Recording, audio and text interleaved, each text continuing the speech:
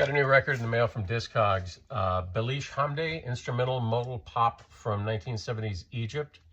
He was an Egyptian singer, musician, and composer who was active in the 50s through the 80s. In the 70s, he wrote works for the Diamond Orchestra, which was actually a small group despite their name. And it featured Omar Korshen on guitar. I might have mentioned him in previous videos, the Egyptian king of surf guitar. There's also an organ and a Moog synthesizer player, Moog, sax and accordion. The style of music is Arabic folk, along with popular Middle Eastern music from the 20s, 30s, and 40s, with Western influence of jazz, surf guitar, and psychedelic rock. It's hypnotic, it's swaggering, at times kitschy, maybe even a little cheesy, with the dated organ sound and the synthesizer.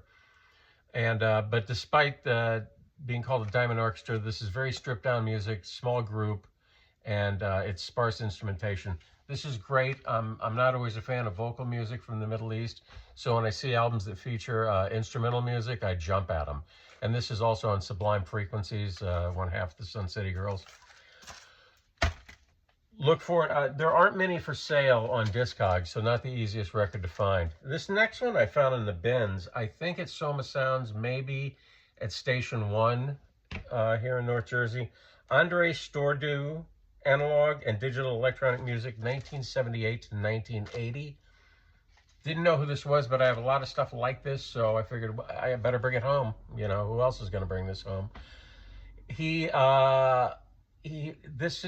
was a Belgian electronic artist, and he studied for a while with Morton Subotnick. I love Morton Subotnick, and he's a strictly electronic artist who Silver Apples on the Moon, I think, was his big album. I mean, if you could say he had a big album. I think it was Silver Apples on the Moon, because then somebody named their group after him, so I hope I'm not confusing the people that named their group. Anyway, he studied with Morton Subotnick, and if you're interested in electronic music, check out Morton Subotnick. This album, this guy only did one album called 18 Days in 1979, and the whole album's on here, plus extra stuff. It's dense soundscapes, rattling percussion, and metallic drones and chimes. It's not dinner music, so added to my large collection of unlistenable music. I think is interesting music, but some people have teased me for having a lot of unlistenable music. Finally, extremely listenable, we've got the Grateful Dead. I love the Dead. May 5th, Veterans Memorial Coliseum, New Haven, Connecticut. May 5th, 1977. That's important because that's the year you want to hear the Dead live. Brief history of the Dead. After a few years of being together, they recorded their 5th and their 6th album and released them both in 1970, Working Men's Dead and American Beauty. And after their famed European 72 tour, Pigpen died, their keyboard player. So they continued to release 3 great albums. They worked on solo and individual material themselves. They didn't play out live a lot. Actually, they only did 4 live shows in 1975. So they returned to the road in 1977, refreshed. And everybody, if you look online, raves about the recordings from 1977. Actually, Cornell University is like the definitive. Their, what is the date on Cornell? Rolling Stone called Cornell the ultimate holy grail of Dead recordings. So there's this 4 LP set, and there's 3 others.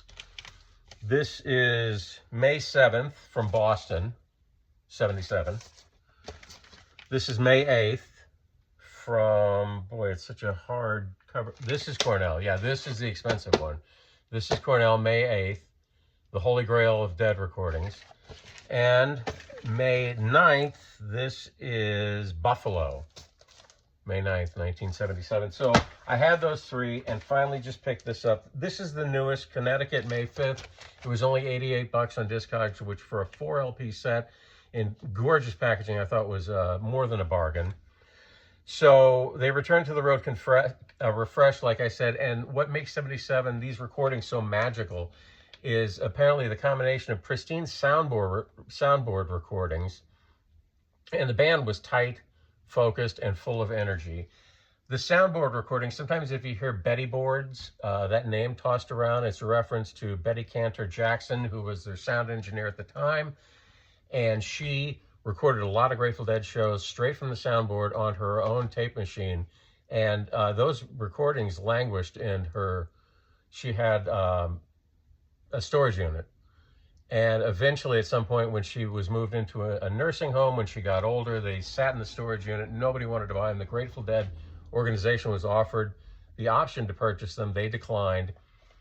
I forget who, somebody eventually bought them, started cleaning them up. Then the Grateful Dead offered them $100,000 for the tapes. They declined. They wanted $1 million. I don't know who ultimately wound up owning these, but the four LP sets of the first couple weeks in May of 1977, it's the Dead at their best, and in a sea of live Grateful Dead releases, which can be daunting and confusing.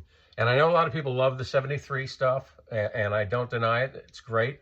But if you really just want to hone in and just grab a few recordings of the best, get May 1977. And also, I've had the CD forever. This is like 3 weeks into May. Hartford, if this ever comes out, I'd like to get it on vinyl. Other than that, I'm done getting live stuff from the Grateful Dead with these 4 box sets. I feel like I'm taken care of. They should release this, though.